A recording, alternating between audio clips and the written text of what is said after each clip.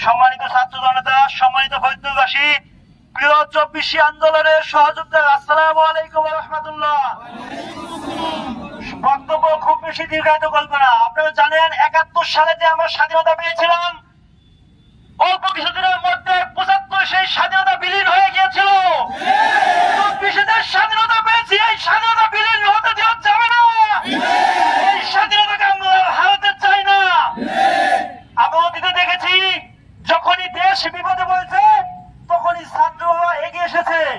ছাত্রদের আন্দোলনের বিনিময়ে 90 এদের স্বৈরাচার মুক্ত হয়েছে, 24 এদের স্বৈরাচার মুক্ত হয়েছে। আমরা চাই না কোন ছাত্র ভাই রক্ত বঞ্চিত এই দেশ হোক। শাসক শ্রেণীর প্রতি আহ্বান জানাতে চাই, খুনি হাসিনার স্বৈরাচারের দোসররা যে যেখানে কাঁপি মেরে থাকুক না কেন, সকলকে খুঁজে খুঁজে এনে সর্বোচ্চ দৃষ্টান্ত নিয়ে শাস্তির বিধান করতে হবে। সেখানে সর্বোচ্চ শাস্তি আমরা দেখতে চাই। যারা নির্বাচন করে মুখে ফেরা তুলে ফেলেছেন, তাদের উদ্দেশ্যে একটা কথা বলতে চাই।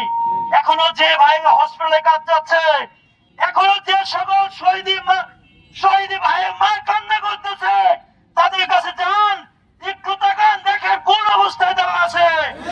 এই বাংলার মাটিতে শহীদদের হত্যার বিচার ব্যতীত কোন নির্বাচন সংগঠিত হতে দেওয়া যাবে না। আগে শহীদদের হত্যার বিচার চাই, আগে খুনি হাসিনার বিচার চাই। এই বাংলার মাটিতে নির্বাচন হবে। সকলকে এই কর্মসূচিতে আসার জন্য ধন্যবাদ।